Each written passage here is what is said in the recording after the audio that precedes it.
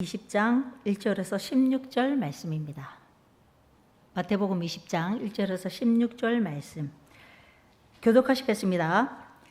천국은 마치 품꾼을 얻어 포도원에 들여보내려고 이른 아침에 나간 집주인과 같으니 그가 하루 한 데나리온씩 품꾼들과 약속하여 포도원에 들여보내고 또 제3시에 나가보니 장터에 놀고 서 있는 사람들이 또 있는지라.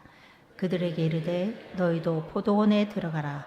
내가 너희에게 상당하게 주리라 하니 그들이 가고 제6시와 제9시에 또 나가 그와 같이 하고 제11시에도 나가보니 서 있는 사람들이 또 있는지라. 이르되 너희는 어찌하여 종일토록 놀고 여기 서 있느냐. 이르되 우리를 품꾼으로 쓰는 이가 없음이니이다. 이르되 너희도 포도원에 들어가라 하니라.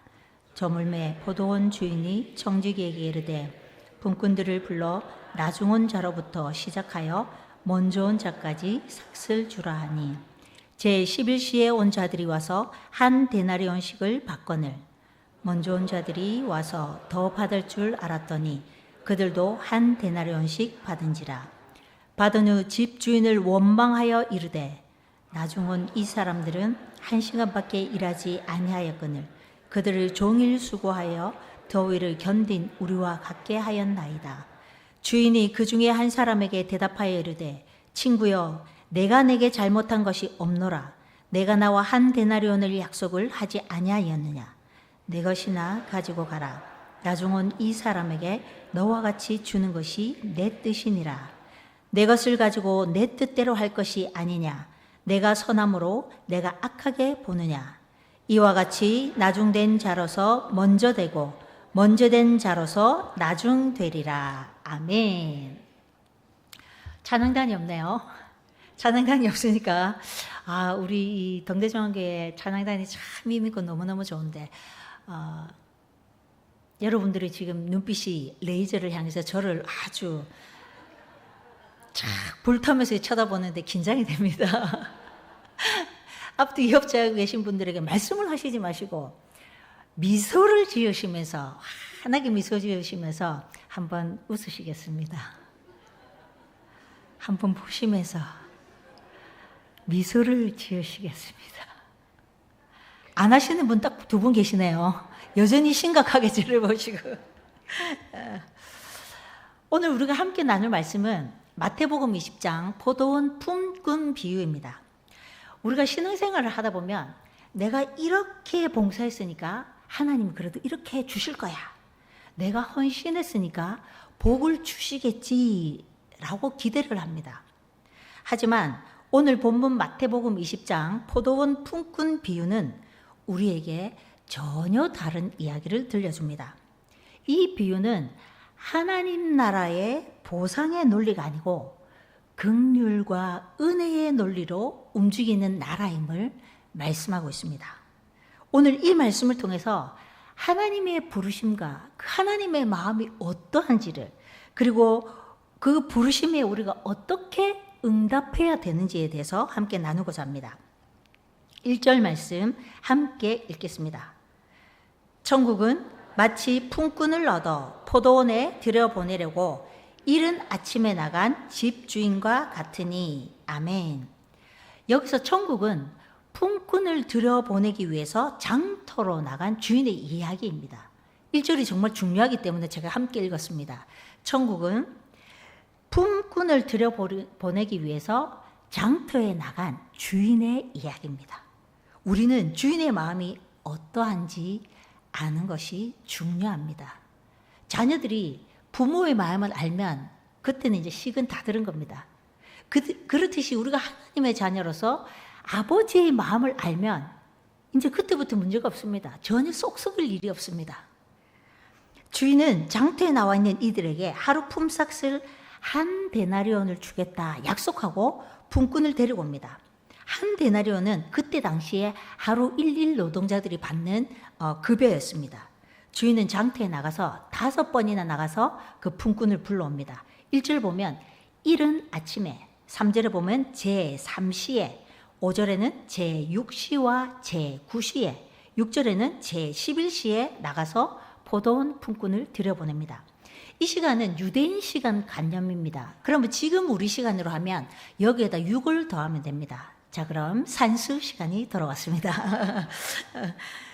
이른 아침은 새벽이고 3시 이러면 3 더하기 6은 9시. 그러면 오전 9시. 그러면 6시는 6 더하기 6은 정오 12시. 3시는 9시는 9 더하기 6은 오후 3시. 11시는 오후 5시. 그러면 주인이 몇 번을 나갔냐면 5번을 나갔는데 이른 아침 9시, 12시, 3시, 5시 이렇게 주인이 품꾼을 부르러 나갔다는 것입니다. 근데 여기서 이상한 점이 하나 있습니다. 고용주가 노동자에게 일을 시키려고 하면 아침 일찍 한꺼번에 쫙 불러가지고 일을 쫙 시켜야지 효율이 되고 또 주인의 입장에서 그게 이익이잖아요. 근데 주인이 9시에도 갔다가 또 12시에도 한번 갔다가 3시에도 한번 갔다가 5시에도 갔다가 이렇게 지금 부르고 있습니다. 포도원 주인이 이상한 방식으로 품꾼을 고용합니다. 마지막에 오후 5시 온 사람은 성경에는 1시간 일했다라고 되어 있지만 사실은 포도원에서 여기에서 포도원까지 가는 거리도 있었을 것이고 뭐 옷 이렇게 챙겨 입고 뭐 도구를 이렇게 여차여차하면 사실 1시간도 일 안 했을 것 같아요. 그죠? 근데 한 데나리오를 받는 겁니다. 우리가 보기에 이게 너무도 이상한 일입니다. 여러분들이 성경을 읽으면서 퀘션 마크라고 한번 생각해 보셨는지 모르겠습니다. 그러나 이 안에 하나님의 마음, 긍휼의 마음이 있습니다. 당시 그 시대 상황으로 품꾼이라면 푸토코스라는 단어로 양식을 먹지 못해서 근력의 손실이 올 정도로 노동을 하지 못할 정도의 아주 극빈한 가난한 자를 말합니다. 그래서 그냥 우리가 일일 노동자로 그냥 귤밭에 가가지고 하루 뭐 이런 정도가 아니라 일을 하지 못할 정도로 근육이 손실이 돼서 일하지 못할 정도로 아주 가난한 극빈자. 그러니까 당시 팔레스타인 농가의 생활을 보면 혼합형 농가였습니다. 그러니까 자기가 땅 주인이 아니고 소작농으로서 자그마한 뭐 포도원을 하든지 밭을 이렇게 가꾸면서 그걸로 이렇게 먹고 살고 또 뭐 건축이나 아니면 수확할 일이 있으나 뭐 포도원에 일에 딸 일이 있으면 일일 노동자로 가서 또 품꾼으로 일을 하고 그렇게 해도 가족이 근근히 먹고 살 수 있을 정도 그렇게 힘든 상황이었습니다. 마침 오늘날에 지금으로 얘기하면 어려운 자영업을 하면서 또 저녁에는 아르바이트를 하고 또 밤에는 대리운전을 뛰는 이런 정도의 삶을 얘기를 할 수 있습니다. 하루라도 일을 못하면 가족들이 굶어야 하는 극한의 현실. 이들이 바로 포도원 장터에 있는 품꾼들이었습니다. 품꾼은 삭슬 받고 일하는 고용인으로서 가장 사회적으로 볼 때에 불완전한 고용 노동자의 사회적 약자였으며 보장 없는 하루살이의 노동을 하는 삶이었습니다. 우리 3절, 6절 말씀을 함께 읽겠습니다.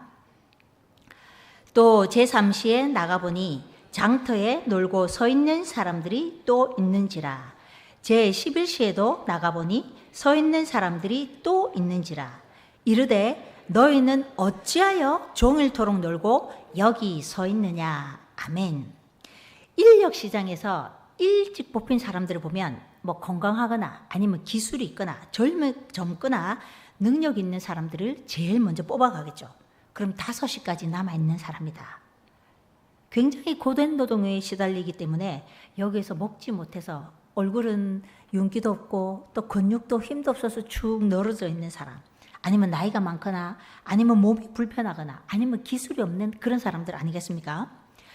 고된 노동에 시달려도 제대로 먹지 못하기 때문에 이들이 며칠을 일하지 못하면 계속되는 악순환이 반복됩니다. 먹지를 못했기 때문에 우리는 하루 정도 굶어도 다이어트 된다라고 하지만 그때 당시에 하루를 먹지 못한 상황에서 육체적으로 힘든 일을 해야 됐습니다. 그러면 이틀, 3일 이걸 계속해서 먹지 못하는 상황이 되면, 뽑히지 못하는 상황이 되면 그 다음 날은 아예 일을 하지 못하는 그런 상황까지 내몰리게 됩니다. 그래서 그럼에도 불구하고 이들이 혹시라도 자기를 써줄까 싶어, 가족들의 생계가 자기의 모든 어깨에 다 있으니까 또 나가고, 그리고 자기가 뽑히진 않았지만 그래도 혹시라도라는 마음으로 자기 집으로 돌아가지 못하고 있는 상황이었습니다. 그래서 이들은 소망 없이 기다리는 이들에게 주인이 이들을 부르러 왔다는 것은 엄청난 기쁨의 소식이었습니다. 6절과 7절 말씀 함께 읽겠습니다. 제11시에도 나가보니 서 있는 사람들이 또 있는지라. 이르되 너희는 어찌하여 종일토록 놀고 여기 서 있느냐. 이르되 우리를 품꾼으로 쓰는 이가 없음이니이다. 이르되 너희도 포도원에 들어가라 하니라. 아멘. 주인이 늦은 시간에 장터에 나와서 이들에게 말을 걸면서 너희들 왜 포도원에 들어가라 라고 불러주셨을 때 얼마나 반가웠겠습니까? 얼마나 좋았겠습니까? 주인은 이들을 계속해서 와서 불렀습니다. 가장 마지막까지 남아있던 이들을 주인이 불쌍히 여겨서 부른 것입니다. 여기서 주인의 마음은 이들을 긍휼히 여기는 마음. 아유, 저들 오늘 못 먹으면 그 노동자뿐만 아니라 가족들도 먹고 살지 못할 텐데 라는 그 마음 때문에 주인은 오후 3시, 오후 5시 나가서 부르러 나간 것입니다. 그래서 그들은 일요일 양식, 오늘의 일요일 양식을 먹고 회복해서 또 다음날 일할 수 있도록 최소한의 음식을 공급해 주는 것입니다. 그럼 이 노동자는 오후 5시에 가서 그 일을 하고 난 뒤에 그 품삯을 받아서 그날 먹을 것을 장을 가지고 보고 집에 가서 가족들하고 먹을 때에 그 기도가 얼마나 간절하게, 얼마나 감사의 기도가 나오겠습니까? 하나님, 오늘 나에게 이렇게 일요일 양식을 주심을 감사합니다. 얼마나 그 기도가 감사하겠습니까? 지금 우리는 음식들이 남아노는 버리는 이 쓰레기, 음식 쓰레기가 많은 이때에 여러분들 그 주기도문에 하나님 오늘도 나에게 일요일 양식을 주셔서 감사합니다라는 기도를 들으십니까? 지금도 전 세계에는 아니 지금 우리나라에도 이 한 끼를 먹지 못하는 어린이들이 또 어려운 사람들이 너무도 많이 있습니다. 하나님은 오늘도 장터로 나가십니다. 일하지 못해 주저앉은 사람, 아무도 쓰지 않는다고 절망하는 사람, 그들을 향해서 하나님은 말씀하십니다. 너는 내 포도원으로 들어가라. 일어나 먹어라. 일어나 다시 살아라. 주님은 여자와 남자들에게 이렇게 말씀하십니다. 이것이 하나님의 마음입니다. 우리를 조건 없이 부르시는 하나님의 긍휼의 마음입니다. 엘리야가 사역에 지쳐서 850대 1의 그 전쟁을 치르고 난 뒤에 너무너무 힘들어서 로뎀나무 아래에서 죽기를 간청합니다. 그때 하나님은 까마귀를 보내셔서 야 엘리야 네가 어떤 사람이니? 라고 말하지 않으셨습니다.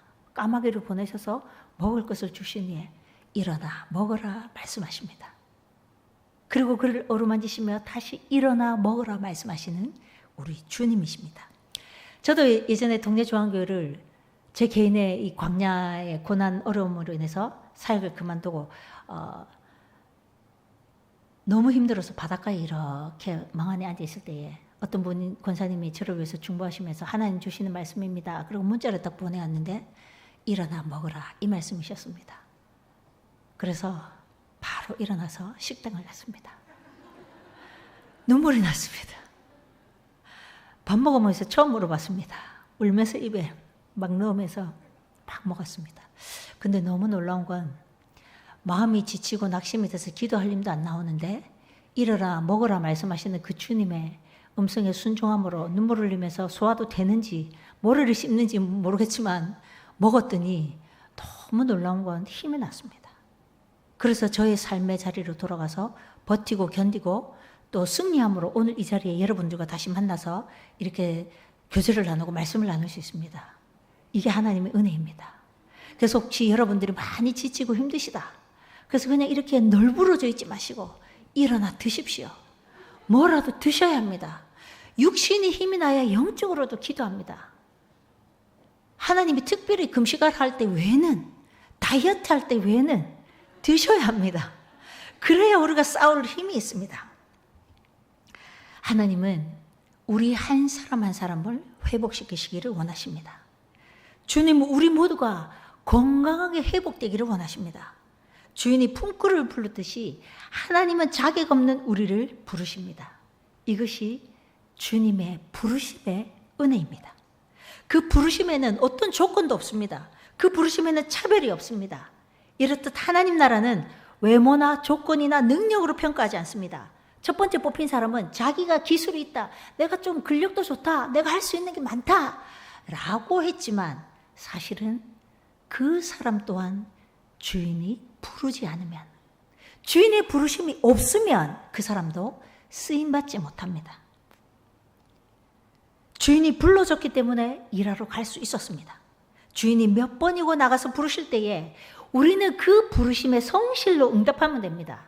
주인은 성과를 보는 것이 아닙니다. 부르심에 응답해서 열심히 사는 것을 봅니다.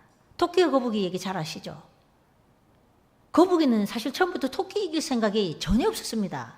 이길 능력도 안 되고. 근데 토끼는 어떻게 합니까? 처음부터 자신의 레이스를 성실하게 달려갑니다. 토끼는 어떻습니까? 출발점에 선 것부터 자존심이 상합니다. 내가 지금 토끼와 경기를 그 교만함, 오만함으로 가다가 이 정도면 이제 쉬었다 좀 가도 되지. 그러고 잠잡니다. 결국은 누가 이겼습니까? 그렇습니다. 우리가 믿음의 경주도 똑같습니다. 열심히 잘하는 게, 성과를 내는 게 중요한 게 아니라 하나님의 그 부르심에 우리에게 주어진 그 사명의 길에 성실하게 믿음으로 주님 앞에 응답하는 것, 그것이 중요합니다. 우리의 부르심은 거북이와 같은 삶입니다. 우리가 토끼와 같이 똑같은 출발선에 섰다는 것입니다. 우리가 가진 재능이나 은사나 능력으로 사역하는 것이 아니라 가진 재능이 없어도 하나님의 부르심에 성실함으로 응답하며 묵묵히 우리 자신의 경주를 이어가는 것입니다. 우리를 긍휼히 여기시기에 하나님은 우리가 건강하게 행복하게 살기를 원하십니다. 우리가 무엇을 해서가 아닙니다. 우리의 존재만으로 주님은 우리를 기뻐하십니다. 여러분들 자녀를 보실 때 막 그 자녀가 나에게 물을 떠주고 막 마사지를 해주고 또 막 밥을 차려줘서 공부를 너무 잘해서 그 자녀가 이쁩니까? 아무리 코가 좀 이렇게 들창코고 눈이 좀 이렇게 작아도 내 새끼니까 이쁜 거잖아요. 하나님의 마음도 똑같습니다. 우리가 뭔가를 해서 아니라 뭔가를 결과로 답을 가지고 있어서 하나님 우리를 이뻐하는 것이 아니라 그냥 너는 나의 자녀다, 너는 나의 아들이고 나의 딸이다 라는 것만으로도 하나님이 우리를 기뻐하십니다. 우리의 존재만으로도 하나님이 내가 너를 기뻐한다, 내가 너를 사랑해서 그 기쁨을 이기지 못하겠다, 주님은 우리에게 말씀하십니다. 그러면 주인은 계속해서 장터로 나왔습니다. 이 비유가 그럼 진짜 말하고 싶은 것은 무엇일까요? 7절과 8절 말씀입니다. 함께 읽겠습니다.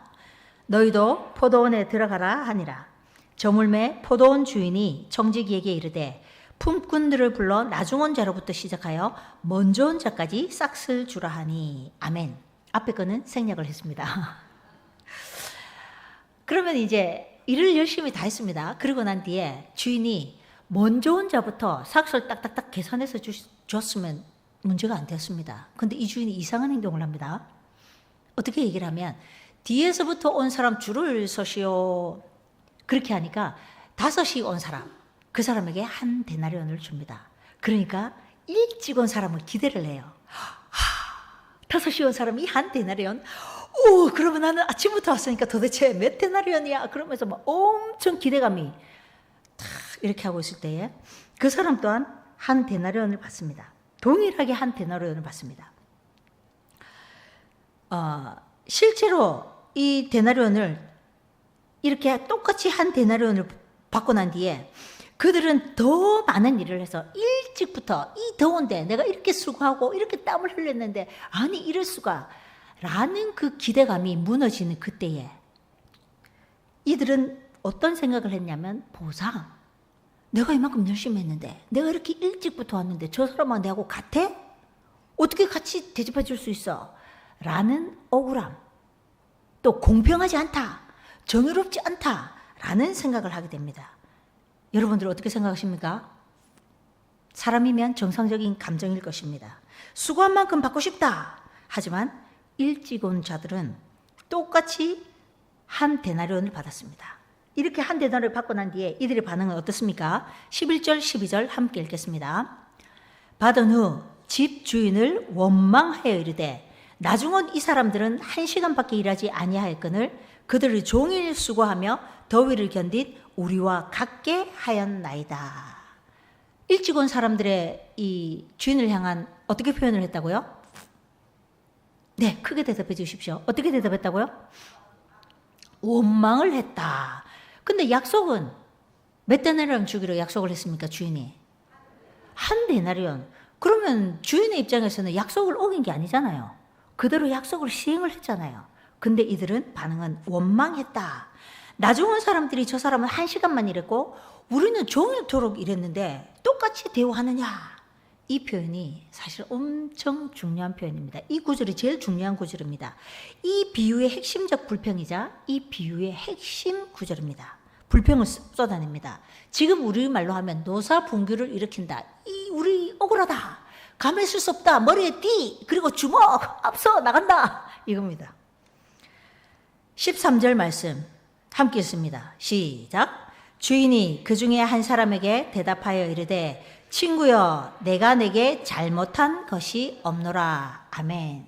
제가 왜 이렇게 말씀을 많이 읽느냐. 잠 깨시라고. 깊은 숙면을 주무시는 분이 계셔서 함께 또 말씀 듣고 아버지의 말씀도 우리 귀에 들리고 그럼에도 불구하고 숙면을 취하신 분은 하나님 은혜가 있으신 분입니다. 감사합니다. 주인이 이렇게 말합니다. 내가 너에게 뭘 잘못했느냐 이렇게 말합니다. 맞잖아요. 그러면서 뭐라고 얘기하냐면 친구여 내가 너에게 무엇을 잘못했느냐. 지금 우리가 생각하는 친구여라는 개념이 아닙니다. 여기서 친구여라는 개념은 무언가를 책망하고 질책할 때에 사용하는 단어입니다. 그래서 가룟 유다가 예수님을 팔려고 왔을 때에 예수님이 이렇게 얘기를 합니다. 마태복음 26장 50절에 예수께서 이르시되 친구여 내가 무엇을 하려고 왔는지 행하라 하신데 이에 그들이 나와 예수께 손을 대어 잡는지라. 우리가 말하는 친구와 개념이 다르죠. 주인이 말합니다. 내가 너에게 잘못한 것 없다. 나는 너에게 약속한 대로 그대로 한 데나리온을 약속했으니까 약속한 그대로 나는 너에게 한 데나리온을 준다라고 말합니다. 약속을 어긴 게 아닙니다. 오히려 그 약속 안에서 이 주인은 나는 너에게 똑같이 약속을 지켰다.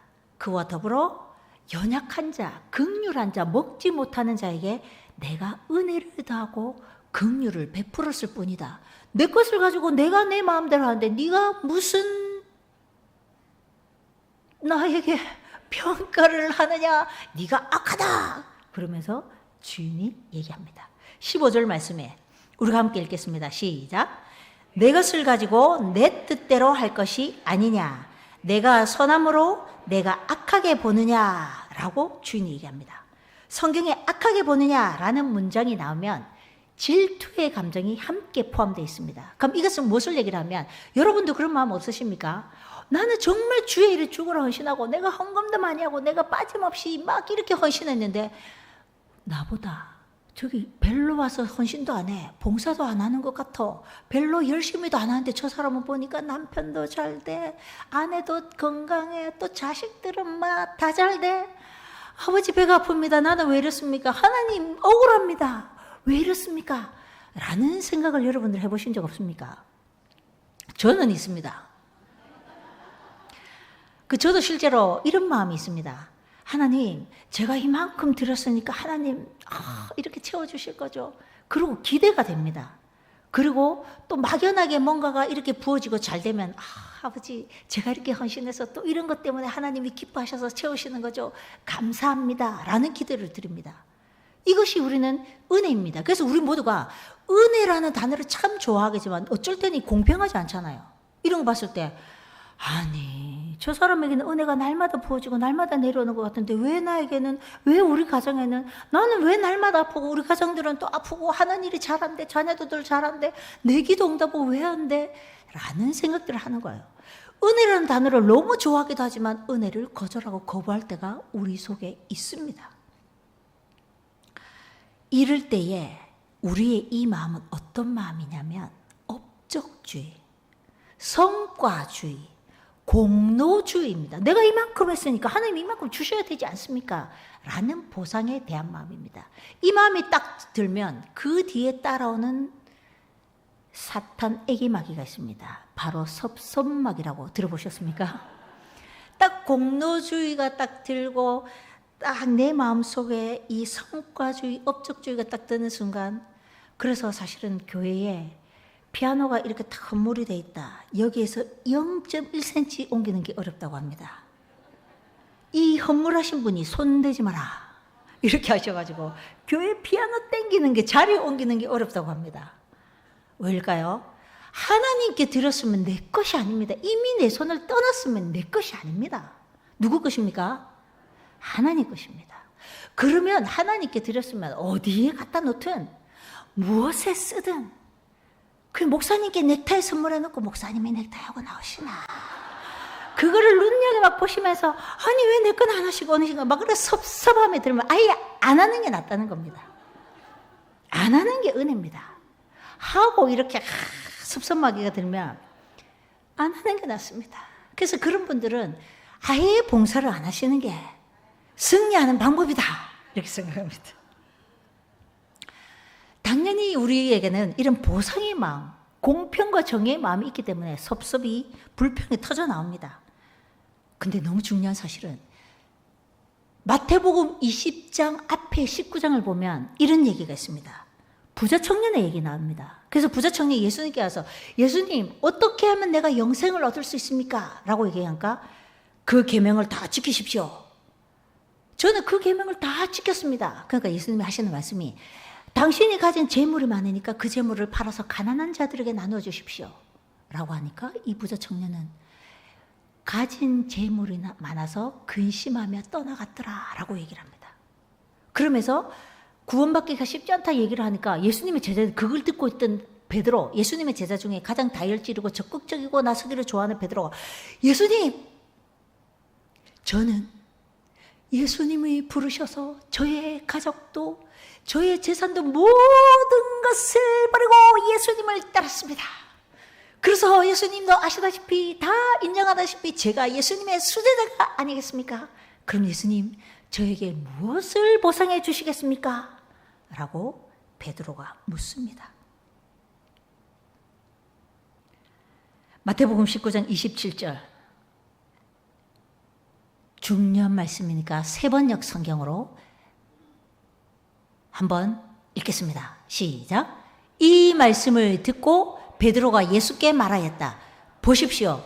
우리는 모든 것을 버리고 선생님을 따랐습니다. 그러니 우리가 무엇을 받겠습니까? 아멘. 이게 베드로의 고백만이 아닙니다. 여러분도 똑같지 않습니까? 이 정도 하면 이렇게 몸을 부숴가면서 헌신하면 하나님 이렇게 드리면 이렇게 기도를 하면 무엇을 받겠습니까? 라고 묻고 있습니다. 베드로는 예수님 부자 청년의 재산을 포기 못해서 떠나갔습니다. 하지만 우리는 모든 것을 버리고 주님을 따랐습니다. 무엇으로 보상해 주시겠습니까? 라고 묻습니다. 여기서 진짜 강조하는 것은 주님은 베드로를 불렀습니다. 베드로를 불러서 그 자리에 있습니다.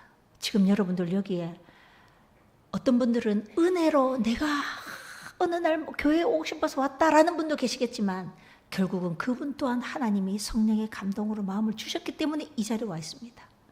여러분들이 부모님을 통해서 불러주셨기 때문에 지금 이 자리에 와 있습니다. 이 자리에 와 있는 것 자체가 하나님의 은혜입니다. 그렇죠? 옆에 분들에게 아유 하나님의 은혜란다. 아버지가 불러주셨다. 맞다 그자. 옆에 분들하고 인사하시겠습니다.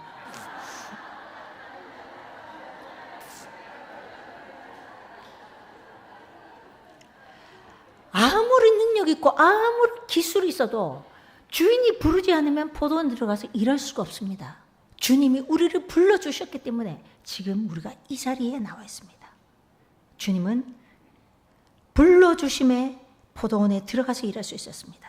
하나님의 부르심은 우리 모두 다 잘생겼든 학벌이 좋든 돈이 많든 집안이 대대로 4대 5대 내려오든 상관없이 하나님이 우리에게 출발점은 똑같은 출발점을 세워주십니다. 너도 빵점, 나도 빵점, 우리 모두 빵점. 출발점이 똑같다는 것입니다. 하나님 앞에 우리는 빈 이력서입니다. 주님이 기록해 주시고 주님이 우리를 불러주실 때 그때부터 기록되어지는 것이 이력서입니다. 우리가 하나님 앞에 하나님 내가 이거 했고 내가 이거 했고 이랬고 주님 앞에 내미는 것이 아니라 우리는 빈 이력서를 주님 앞에 내미는 것입니다. 주님이 우리를 불러주시지 않으면 구원의 기쁨도 우리가 하나님을 위해서 섬길 수 있는 이것도 없다는 것입니다. 주님이 불러주셨기 때문에 그 은혜로 지금 우리 이 자리에 앉아 있습니다. 그렇기 때문에 우리가 내가 이걸 했습니다. 내가 이것을 드렸습니다. 주님이 이만큼 했습니다. 아무 소용없습니다. 우리는 십자가 외에는 주님의 그 십자가 외에는 자랑할 것이 아무것도 없습니다. 내가 하는 순간 망하는 멸망의 길로 들어가는 것입니다. 여러분들 내가 이만큼 했는데 내가 이렇게 했어요. 드러내는 것이 아니라 주님의 십자가만을 자랑하는 우리 모두가 되어야 합니다. 우리가 열심히 했기 때문이 아니라 무언가를 기대하고 보상을 바라는 자들이 아니라 복음 외에는 자랑할 것이 없다고 고백한 바울처럼 우리도 십자가 외에는 그 어떤 것도 자랑할 것이 없어야 합니다. 하지만 예수님은 높아지고자 하느냐? 내가 가장 낮아져라. 섬기는 사람이 되어라고 말씀하십니다. 우리가 높다고 생각하십니까? 손을 벌리십시오. 주머니의 것을 여십시오. 그리고 많은 자들에게 나누어 주어야 합니다. 사랑으로 섬겨야 합니다. 여기 일찍 온 품꾼들이 착각하는 게 있습니다. 본인들이 5시가 될 거라는 것을 모르고 있습니다. 일찍 왔다고 항상 일찍 부름받을 수 있는 게 아닙니다. 언젠가 우리에게 건강이 약해지고 경제적인 문제가 생기고 여러 가지 문제가 생겨서 우리도 5시에 부름받는 일꾼이 될 수 있습니다. 그것을 기억해야 합니다. 일찍 온 자들은 자기네들은 5시에 부름받을 것이다라는 생각이 없습니다. 그래서 이렇게 원망합니다.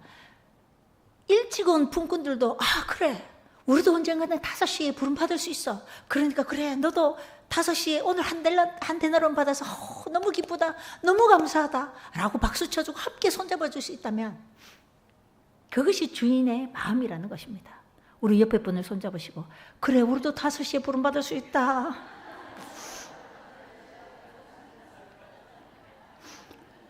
그래서 주님이 이렇게 말씀하십니다.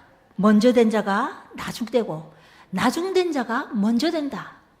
그래서 베드로가 주님 우리에게 무엇으로 보상해 주시겠습니까? 라고 말할 때도 결론은 똑같습니다. 먼저 된 자가 나중되고 나중된 자가 먼저 된다. 유대인이나 이방인이나 하나님 나라 천국 가는 건 다 하나님의 약속의 자녀 똑같다라는 것입니다. 그래서 일찍 들어간 자나 늦게 들어간 자나 다 똑같다 주님은 말씀하십니다. 하나님의 나라는 주님의 자비와 긍휼로 들어가는 나라입니다. 우리는 언제든 오후 5시에 설 수 있지만 그 시간에도 하나님의 부르심은 유효하고 보상은 완전합니다. 이 비유를 통해서 우리가 붙들어야 할 하나님의 마음은 3가지입니다. 첫 번째, 하나님은 긍휼로 우리를 부르십니다. 두 번째, 그 부르심에는 차별이 없습니다. 누구든 그 부르심에 응답하면 됩니다. 세 번째, 하나님 나라는 보상보다는 은혜로 세워진 나라입니다. 정의와 공평과 보상을 부르짖기 이전에 하나님의 마음, 그 주인의 마음, 아버지의 마음을 아는 것이 먼저입니다. 여러분은 주인의 마음을 알고 있습니까? 하나님 아버지의 마음을 알고 있습니까? 그 마음을 가졌습니까? 하나님의 나라는 능력으로 들어가는 곳이 아니라 은혜로 부름받은 자들이 성실함으로 응답하는 자리입니다. 동네중앙교회 우리 모든 분들이 성실함으로 주님의 부르심에 응답하는 우리 모두가 되기를 축복합니다. 기도하시겠습니다. 하나님, 오늘도 은혜로 우리를 불러주심에 감사드립니다. 공로가 아니라 긍휼로 부르시는 그 부르심에 언제나 감사함으로 성실하게 응답하는 삶을 살게 하옵소서. 예수님의 이름으로 기도합니다. 아멘.